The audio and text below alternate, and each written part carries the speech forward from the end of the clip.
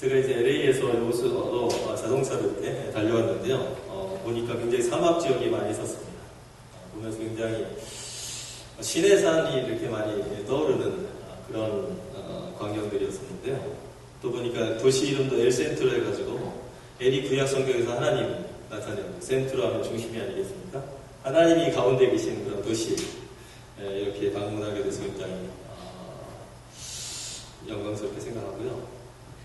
또 우리 최덕준 목사님은 저희 대학교 선배신데 굉장히 대학 때도 이렇게 후배들을 자상하게 잘 챙겨주시고 따뜻하게 대해주셨는데 어제 교제하면서 정말 믿음으로 이렇게 사역하시는 모습이 굉장히 도전과 위로를 받을 수 있었습니다.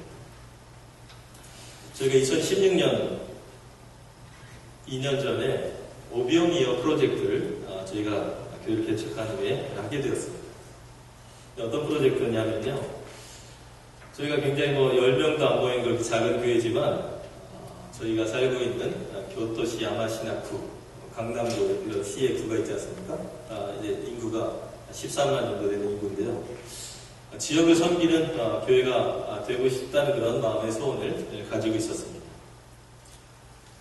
근데 2016년에 이제 요한복음 2장 말씀을 통해서 하나님께서 지역을 섬기기 위해서 한 걸음을 내디디라는 그런 사인을 주셨습니다.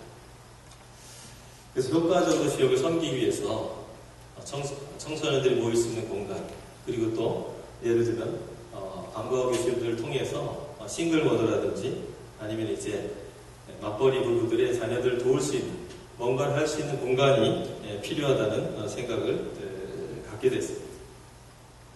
저희들이 이제 교토에 들어가서 처음 이제 살게 된 집이 한 50년 넘은 그런 집이었습니다. 일본은 굉장히 이렇게 지진이 많다 보니까 건물들이 굉장히 튼튼히 짓게 되는데요. 그래서 이제 50년이 넘게 돼도 굉장히 이 집이 아주 튼튼합니다.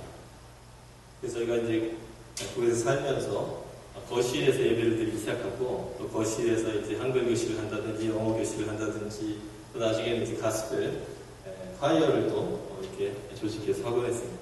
공간에 굉장히 제약이 있었고요.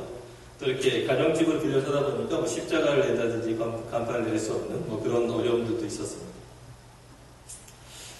어쨌든 저희가 지역을 섬기는 교회가 되자라는 그런 비전을 가지고 사역센터를 구입하기로 이렇게 작정을 하게 됐습니다. 이 적은 인원의 성도들이 모이는 가운데 사역센터를 구입하려면 5억 정도의 그런 자금이 필요한 상황이었습니다. 겨우 이제 월세를 내고 있는 그런 교회였었는데요. 하나님의 그런 음성을 들었지만 굉장히 망설이는 시간들이 많이 있었습니다. 이것이 정말 하나님의 뜻일까? 정말 이게 하나님이 필요로 하시는 것일까? 근데 하루는 그때 마침 저희가 여름에 짧게 한국을 방문하게 됐었는데요. 한 교회에서 기도 제목을 나누고 말씀을 나누는데 성령께서 오늘 일하실 거라는 그런 마음을 주셨습니다. 근데 예배 끝나고 나니까 어떤 성도님이 처음 보시는 분이 하나님께서 마음에 감동을 하셨다면서 한 번도 뵌 적이 없는 저는 개인적으로 분이었는데 저희에게 1,000,000원 이렇게 헌금을 해주셨습니다. 그래서 액수를 떠나서 정말 하나님이 기뻐하시는구나 라는 사인을 저희가 받게 됐습니다. 그래서 성도들과 함께 우리가 오병이어 프로젝트를 시작하자라는 그런 얘기를 했습니다. 보리톱 5개, 물고기 2마리, 5,000명을 먹이기에는 턱없이 부족한 그런 양의 음식이지만 그것이 하나님의 손에 들려졌을 때 하나님께서 5,000명을 먹이고도 남는 역사를 이루신 것을 우리가 기대하면서 우리가 가진 것이 뭐든 우리의 손에 뭐가 있든 그거를 주님께 드리자라는 마음을 가지고 기도하면서 진행을 했었습니다. 첫 헌금을 저희가 2016년 11월에 하게 됩니다. 첫 헌금이 한 100만 원 정도 모이게 됐습니다. 정말 5억에 비하면 100만 원이 오병이어 같은 그런 액수였는데요. 근데 놀랍게도 일주일 후에 한 달 전에 왔던 단기팀에서 헌금을 해줬습니다. 저희가 기도 제목으로 함께 기도했었는데 홍콩에서 온 단기팀이었는데 저희 홍콩에서 사역하신 선교사님들이 같이 이제 교육을 하고 있는데요. 3,000만 원의 헌금을 해주셨습니다. 그래서 이제 하나님 정말 이걸 기뻐하시는 거라고 생각하면서 계속 기도하면서 진행이 됐었는데 한동안 이렇게 조용한 시간들이 있었습니다. 작년 이제 여름에 저희들이 처음으로 이제 외국인도 은행에 융자를 받을 수 있다는 사실을 이제 알게 돼가지고요. 또 본격적으로 이제 진행을 하게 됐습니다. 적절한 건물을 이제 발견하게 돼서 그 건물을 이제 알아봤는데 저희가 갖고 있는 자금 위에 한 8천만 원 정도의 자금이 필요했습니다. 그것도 2주 안에 그 자금이 채워져야 그 건물과 계획을 할 수 있는 그런 상황이었습니다. 그래서 이제 좀 망설이면서 지금 2주 안에 굉장히 신중하게 하지 않으면 교회의 신뢰성이라든지 이런 부분들이 있기 때문에 좀 약간 주저하고 있었습니다. 근데 아까 말씀드렸듯이 저희가 이제 국제선교단체로 이제 교회개척도 팀으로 사역하고 있는데요. 홍콩에서 오신 선교사님이 2분, 그리고 이제 캐나다에서 온 선교사님이 1분이고요. 저희 부부가 이렇게 함께 사역을 하고 있습니다. 대부분의 선교사님들이 이제 하나님께서 여기까지 인도하셨기 때문에 우리는 믿음으로 가야 된다. 이 건물을 우리가 취해야 된다. 특히 이제 우리 여자 선교사님들, 우리 교회도 보면 우리 여집사님들에게도 믿음이 좋으시고 이렇게 영적으로 이렇게 담대하시는 모습들을 볼 수가 있는데요. 저희 선교팀에서도 우리 여자 선교사님들이 믿음으로 가야 된다. 라고 이렇게 얘기를 했습니다. 근데 저는 이제 좀 이제 팀의 리더이기도 했기 때문에 좀 더 신중하게 우리가 이것을 해야겠다 하면서 이제 기도하는 시간을 갖게 되었습니다. 그래서 놀랍게도 저희가 그렇게 회의를 한 이후에 일주일 안에 하나님께서 그 필요한 8천만 원을 채워주시는 역사를 이루어주셨습니다. 그것도 팀에서 가장 소극적이었던 그 홍콩 선교사님의 교회를 통해서 일주일 안에 그 역사를 이루어주셨습니다. 그 회의를 끝나고 기도 제목을 이제 교회에 있는 성도들과 그 선교사님이 나누게 됐는데 한 청년이 일본의 교회가 없는 지역에 교회를 세우기 위해서 이제 부모님께 10년 동안 갚을 그런 약속을 하고 부모님께 돈을 빌려서 헌금을 했다가 그리고 어떤 분은 또 이제 사업을 하는 분이었던 것 같은데요. 한동안 이제 굉장히 사업을 바빠서 교회를 잘 못 나가고 그런 일이 있어서 헌금도 이렇게 충분히 못했던 것 같습니다.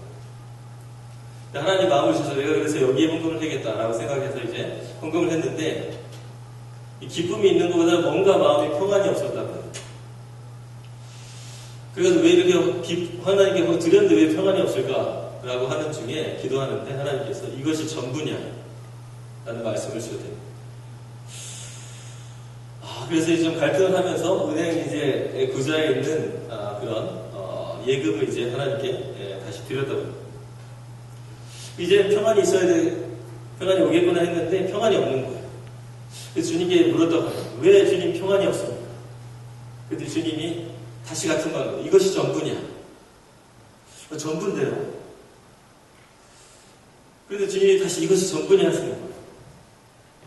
알고 봤더니 잘 쓰지 않던 외환 구좌에도 어느 정도의 예금이 있었다고 합니다. 그래서 그것까지도 탈탈 털어서 이제 헌금을 했더니 그제서야 마음에 평안이 이렇게 도래하는 것을 경험했다는 간증과 함께 저희가 그 헌금을 이제 갖게 됐습니다. 그래서 이제 정말 하나님 역사하시는 이렇게 놀라운 일이 일어났구나. 정말 오병이의 역사가 일어났다라고 생각하고 저희가 이제 계약을 하려고 이제 복덕방을 갔는데 갑자기 이 주인이 팔겠다던 주인이 이 가족 회의를 했는데 자기는 뭐 아무 생각이 없이 그냥 괜찮다고 생각했는데 가족들이 이 교회, 종교단체에 있는 건물을 팔아서는 안 된다라는 그런 의견들을 내기 때문에 미안하지만 할 수 없다고 이렇게 얘기를 했습니다. 여러분, 일본이 굉장히 선진국이고 그리고 굉장히 개인주의적인 그런 나라이면서도요 굉장히 그런 전통과 그런 가족, 지역사회의 굴레가 있습니다. 그래서 어떤 분들은 예수님도 믿으시고 교회에도 한 20년 이상 나오시고 그리고 봉사도 열심히 하세요. 근데 세례를 안 받으시는 거예요. 여성도님이신데. 그래서 제가 이제 그 얘기를 듣고 왜 세례를 안 받으시냐고 이제 여쭤봤더니 남편이 허락을 안 해줘서 세례를 못 받는데요. 의외로 여러분, 일본이, 물론 젊은 사람들은 다르지만 굉장히 가부장적인 면이 있습니다. 남편이 허락을 안 해줘서 20년 동안 다니면서도 세례를 못 받는 거예요. 그리고 막 일본은 이렇게 조화와 이렇게 공동체를 중요시 여기는 나라입니다. 특히 저희 지역은 전통적인 지역이다 보니까 1년에 한 번씩 이렇게 맞절이라고 하는 마을의 축제가 있습니다. 보통 이제 마을마다 마을을 다스리는 이렇게 신사가 있는데요. 신사에서 이렇게 법궤, 이게 우리랑 법궤, 구약 성경 법궤 비슷한 것을 이렇게 궤를 메고 와가지고 퍼레이드를 하면서 지역에 있는 어린이들을 다 축복을 합니다. 근데 그거를 이제 하려면 마을에 이렇게 자치회가 있는데요. 자치회에서 그것을 조직하고 집집마다 다 역할 분담을 합니다. 근데 거기에 이제 빠지게 되면 이제 그나마 일본 말로 이지메를 그 지역 사회에서 당하게 됩니다. 어려서부터 늘 남한테 피해를 주면 안 된다, 남한테 피해를 끼치면 안 된다는 이렇게 교육을 받은 일본 사람으로서는 자기가 그 모임에 참석하지 않음으로 인해서 그러면서 피해를 끼치게 되고 그렇게 피해를 끼치는 사람이 되는 거에 대한 부담이 엄청나게 큽니다. 그러다 보니까 이제 신앙을 가지려고 해도 이게 개인의 결정이 아니고 내가 신앙을 갖게 되면 이 마천리에도 참석을 못하게 되고 잘 알더라고요. 또 안 믿는 분들도. 그렇기 때문에 이게 나는 믿고 싶어도 여러 여건 속에서 믿지 못하는 그런 분들도 있으십니다. 그 정도로 이렇게 굴레가 있는 지역인데요. 그래서 이 주인도 자기 혼자 결정할 수 있는 문제가 아니라서 죄송하지만 이 건물을 팔 수는 없다고 이렇게 얘기를 해왔습니다.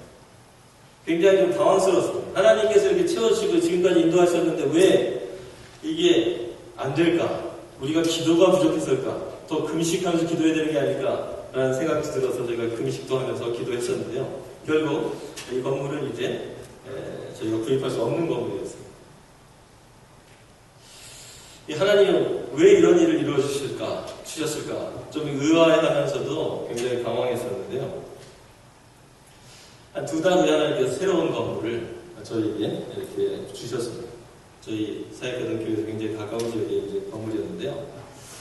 그래서 하나님이 이것을 더 좋은 걸 주시려고 이렇게 지난번께 안 되게 하셨구나 라고 생각하면서 저희가 이제 기쁜 마음으로 그 건물에 이제 계약을 했습니다. 그런데 뜻하지 않은 또 시련이 다가왔습니다. 그렇게 아름다운 간증과 함께 헌금을 했던 그 홍콩교회 그 선교사님이 개인 사정이 생기면서 이 교회 개척팀을 사임을 한다는 그런 청천 명령 같은 얘기를 갑자기 하게 됐습니다. 그러면서 동시에 드렸던 헌금도 이 선교사와 함께 드려진 거기 때문에 이 교회 구입하는데 사용될 수 없다라는 홍콩교회의 그런 이야기가 전달이 됐습니다. 저희가 계약하고 이제 2-3주 내로 이제 잔금을 치러야 되는데 그 핵심적인 자금이 갑자기 없어지게 됩니다. 정말 롤러코스터를 타도 굉장히 제대로 타다는 그런 느낌 받았습니다. 할렐루야를 외쳐가지고 정상에서 하나님이 세우셨다고 했는데 갑자기 길이 막히고 또 이제는 더 좋은 땅을 하나님 인도하시는 했더니 또 사막을 만나는 그런 기분이었습니다.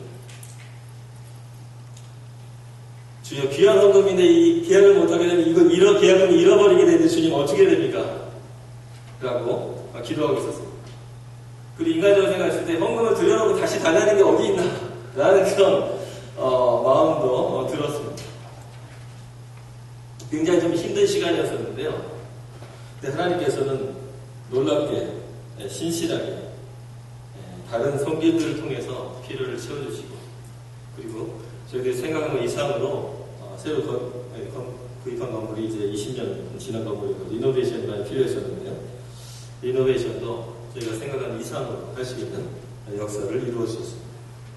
그래서 그것이 이제 올해 3월 달에 모든 공사도 끝나게 돼서 저희가 그곳에서 이제 사역을 하고 있습니다. 물론 이게 이제 지역을 섬기기 위한 첫걸음입니다. 목표는 지역을 섬기는 교회가 되기 위해서 건물이 필요했기 때문에 하나님께서 첫걸음을 내드리게 하셨습니다. 하지만 작은 교회에서 사실 지역을 섬기는 일은 쉽지 않습니다. 그럼에도 불구하고 하나님께서 오병이어와 같이 보잘것없는 5,000명이라고 하는 그 어마어마한 사람들을 먹이는 데에 비하면 보잘것없는 오병이어를 통해서 역사하신 것을 저희가 경험했기 때문에 동일하게 작은 물이지만 하나님께서 이 13만의 이 사람들 섬기는 도구로 사용하실 것을 기도하며 기대하겠습니다. 저희가 이 과정을 거치면서 느낀 것은 정말 신앙생활의 키포인트는 역시 하나님의 뜻이 무엇인지, 하나님의 음성이 무엇인지 분별하고 그것을 믿음으로 발을 내디는 것이라는 것을 다시 한번 배울 수 있는 그런 시간이었습니다. 어제 우리 최덕순 목사님과 교제하면서 여러분들께서 2013년인가요? 우리 한국 전쟁을 위해서 수고하신 그런 베테랑 분들을 모시고 이렇게 한국에 갔다 오시는 그런 또 다른 그런 오병이어의 기적의 간증을 들었습니다. 어떻게 보면 이 미국 교회에서 해도 정말 될까 말까 하고 한인 자치회에서 연합회에서 해도 될까 말까 하는 그런 상황이었는데 하나님께서 여러분들의 믿음을 보시고 그렇게 사역하신 것을 보면서 굉장히 저도 다시 한번 도전받는 그런 시간이 됐습니다. 어떤 분은 이런 말씀을 했습니다. 인생의 크기는 우리가 어떤 사람인가에 달려있지 않고 우리가 무엇을 할 수 있는가에도 달려있지 않고 우리가 믿고 있는 하나님의 크기에 달려있다고 이렇게 말씀을 했습니다. 우리가 위대하신 하나님이라고 고백하지만 얼마나 위대하신 하나님으로 알고 있는지 어느 정도 위대한 하나님으로 우리가 믿고 있는지 그 믿고 있는 우리의 신앙의 크기가 우리 인생의 크기를 좌우한다는 그런 말씀입니다.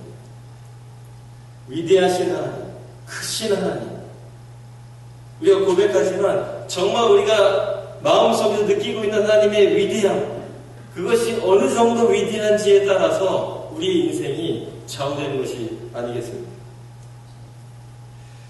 때로 우리가 갖고 있는 능력에 우리 자신의 초라함에 우리가 압도당할 때가 있습니다. 현실의 높은 벽에 압도당할 때가 있습니다.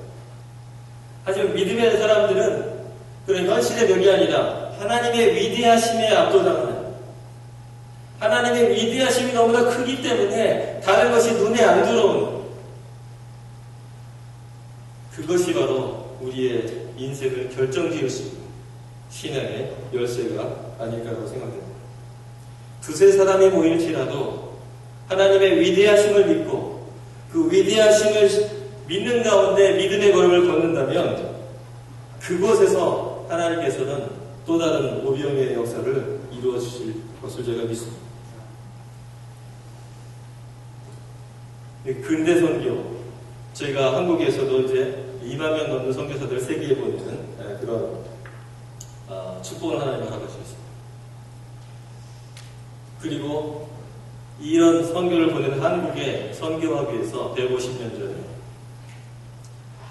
미국에서 많은 선교사들이 또 한국에 와서 목숨을 드리면서 선교 활동을 했었습니다.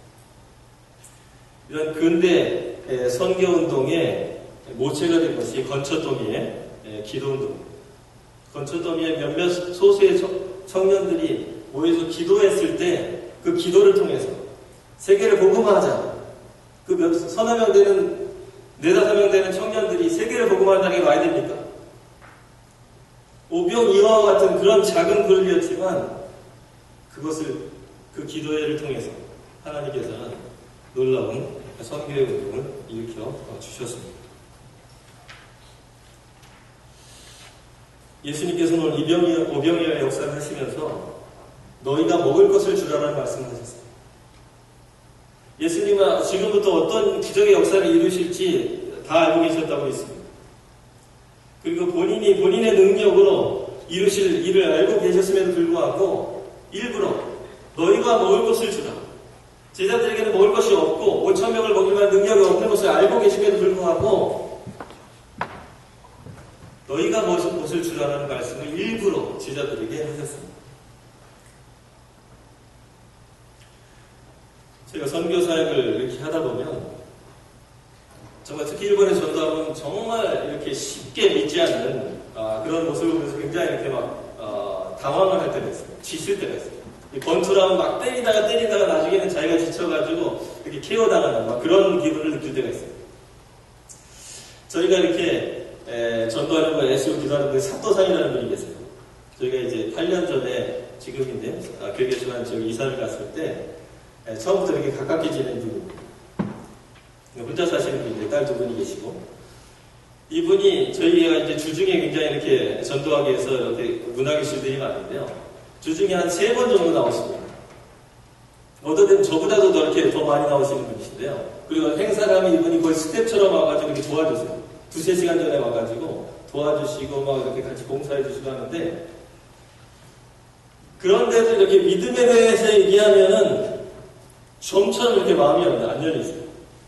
보통 한국 사람 같으면 이제 뭐 아예 안 사귀든가 아니 그 정도로 하면 대부분 이렇게 마음의 문을 열지 않습니까?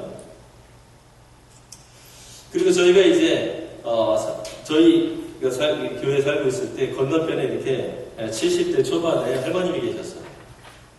그래서 하루는 저희가 이렇게 자연스럽게 얘기하면서 이제 성경 공부를 초대를 했는데 이분이 이렇게 연세가 있으시다 보니까 앞으로 이제 죽음을 이렇게 생각하시면서 불안이 있으신 거예요. 그래가지고 이분이 이제 성경 공부에 나오셨어요. 그런데 이제 이분이 나오셔가지고 이제 한 6개월 정도 세신자 교제를 가지고 이렇게 천천히 공부를 했었어요. 그래가지고 이 정도 이렇게 1대1로 공부하고 그리고 한 번도 빠지지 않고 나오셨으니까 이제 믿으시겠지라고 해서 예수님 믿으시겠습니까? 라고 했더니 잘 모르겠대요. 그래가지고 이제 2번째 이제 세신자 교제를 또 찾아가지고 이렇게 6개월간 공부를 했어요. 그래서 1년 정도 이렇게 한 번도 빠지지 않고 나오셨으니까 이제는 믿을 때가 되셨겠지. 라고 했더니 잘 모르겠대요. 그때부터 제가 어떤 좀 인내 한계점이 이제 슬슬 이제 다다르기 시작했는데요. 그래도 이제 선교사님이 인내해 하면 3번째 이제 성경 공부 교재를 찾아가지고 또 6개월 동안 열심히 이렇게 막 기도도 하고 막 그냥 열심히 전했습니다. 그런데 이번에는 좀 마음이 열리셨겠지 했는데 3번째 끝났는데 그래서 잘 모르겠대요. 아니 예수님을 믿으면 구원받고 죄사함 받고 천국 가는 이 간단한 복음인데 그 왜 이렇게 모르실까? 하다 보니 처음엔 이분이 나오자마자 얼마나 이렇게 감사했는지 모릅니다. 1년 반 전에 너무나 감사해가지고 이렇게 정말 구도자를 하나님이 주셨다니 감사한데 나중에 1년 반 정도 지나니까 이제 이분이 나오니까 오히려 얄밉게 느껴지는 거예요. 차라리 한국 같은 거 중간에 안 나오는가 할 텐데 계속 나오시면서 저희는 이 한 번 위해서 그렇게 기도하고 하는데도 뭐 요동 않는 무슨 바위 같은 굳건한 반석 뭐 이런 느낌이 드는 분이신 거예요. 찍어도 넘어가지 않는 나무. 그런데 이제 거의 이제 저희 인내의 한계에 이르렀어요. 그래서 더 이상 우리 할 건 다 했기 때문에 이제부터는 이제 주님께 맡길 수밖에 없겠다. 그래서 이분이 계속 낯을 가시는 분이어가지고 성경 공부에 우리 단기 봉사자들이 오면 이제 대부분 참석시키는데 이분 때문에 참석을 안 시킨 거예요. 그래서 나중에는 이제 도저히 안 되겠다 해가지고 이제 할 거 다 했기 때문에 이분이 안 나오시면 안 나오고 그래서 마침 그때 홍콩에서 단기 선교사가 와가지고 이제 참석을 시켰습니다. 처음으로. 그런데 여러분 희한하게도 그 일본 말도 못하는 홍콩 선교사가 간증을 했어요. 통역을 해가지고 전달했는데 그 간증을 듣고 그날 예수님을 그분이 영접을 했어요. 참 이렇게 굉장히 좀 의아하면서도 놀라운 그런 경험이었었는데요. 하나님께서는 이 단기 선교사를 사용하셔서 또 하나님의 역사를 이루어 가셨습니다. 너희가 먹을 것을 주라.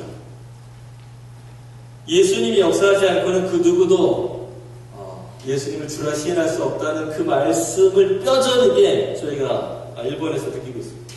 하나님이 하시지 않고는 정말 그 고백을 할 수 없는 거거든요. 베드로가 주는 그리스도로 살아계신 하나님의 아들이십니다라고 고백했을 때 이것을 알게 한 것은 하늘에 계신 내 아버지라고 예수님께서 말씀하셨는데 정말 그게 그렇구나.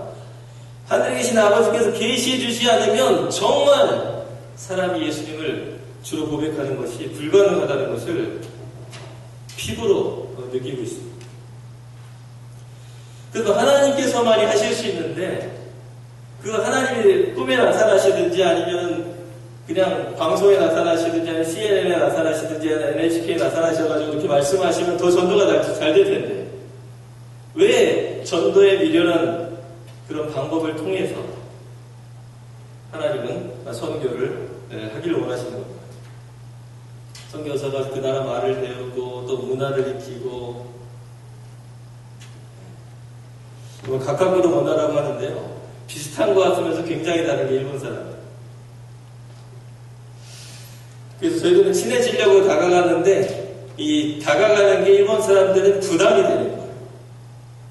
어느 정도 항상 이게 거리를 두면서 서로 공간을 갖고 이렇게 사귀어야 되는데 우리는 이렇게 더 친해지면 친해지고 싶어서 더 이렇게 다가가서 스트레스 없이 지내려고 하는데 이게 이제 일본 사람들한테는 굉장히 프레셔가 돼요. 그래서 우리가 다가가면 멀리서 멀어지고 그래서 우리가 또 그럼 이 사람이 우리를 안 좋아하는 곳에 가서 멀어서 있을 때 이 사람이 다가오고 이렇게 무슨 연애 밀당은 아닌데요. 비슷한 그런 모습들이 있습니다. 그런 문화를 배우는 그런 과정들을 거치면서 하나님께서는 사람들과 함께 동역하기를 원하십니다. 어쩌면 보리떡 5개 물고기 2마리는 없이도 무에서 모든 천지를 창조하신 하나님께서는 그것이 없이도 오병이의 역사를 이루실 수 있음에도 불구하고 한 소년의 손에 들려졌던 물고기 2마리와 보리떡 5개를 일부러 사용하셔서 기적을 일으키셨습니다. 여기에 우리를 하나님의 사역에 초청하시는 하나님의 초청이 있습니다. 너희가 먹을 것을 주라. 주님, 제 믿음도 약하고요. 제 믿음 지키기도 힘든데요.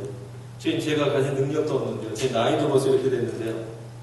여러 가지 우리가 환경을 생각할 수 있지만 그럼에도 불구하고 주님께서는 보리떡 5개와 물고기 2마리를 굳이 그분의 사역에 동참시키셔서 주님의 사역을 이루시는 것을 오늘 성경에서 저희에게 보여주고 계십니다. 저희 티벳에서 이렇게 사역하시는 선교사님이 간증들었습니다. 저희가 이제 국제선교단체다 보니까 선교사 전체가 모일 때가 있는데요. 티벳 굉장히 아주 불교가 강한 그런 지역이어서 여기 전도가 쉽지 않은 지역입니다. 근데 하나님께서는 하루는 이 치유의 은사를 이 산지 부족에서 전도할 때 갑자기 허락을 해주십니다. 전혀 경험도 해본 적이 없는 건 선교사님들인데 손을 얹으니까 병자들이 막 낫기 시작합니다. 그러다 보니까 막 산지에서 사람들이 막 몰려들기 시작하는 거예요. 그래서 그런 역사들이 계속 일어났었습니다. 그래서 하루는 이제 선교사 그 자녀분들을 데리고 아이들 교육 차원에서도 이렇게 전도 여행을 같이 갔습니다. 그래서 이렇게 막 병자들이 몰려오는데 그래서 기도를 하는데 사람들이 소문을 듣고 이 산 쪽에 있다 보니까 뭐 병원도 없고 그런 상황이다 보니까 막 사람들이 소문을 듣고 막 몰려오기 시작하는 거예요. 그래가지고 이렇게 안수하고 기도하는데도 손이 모자랄 정도인 거예요. 그래서 이제 옆에 그냥 구경꾼처럼 이렇게 와있던 그 청소년, 선교사 자녀들이 자기들끼리 뭐 이렇게 놀면서 부모님들이 뭐 하시는가 보다 하고 이렇게 멍하니 이렇게 앉아있고 그냥 구경꾼처럼 있었던 그런 아이들까지도 이제 손이 모자라다 보니까 부른 거예요. 그 선교사님. 야, 너희들도 와서 여기서 한번 기도해. 갑자기 애들 아무런 준비도 안 하고 그냥 보러 온 그 아이들인데 그 아이들이 손을 얹으니까 병이 나는 역사가 일어났습니다.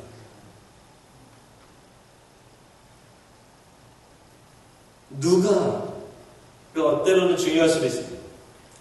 하지만 하나님은 누구라도 사용하실 수 있는 능력을 가지신 분이라는 것을 이 간증을 통해서도 확인할 수 있지 않습니까?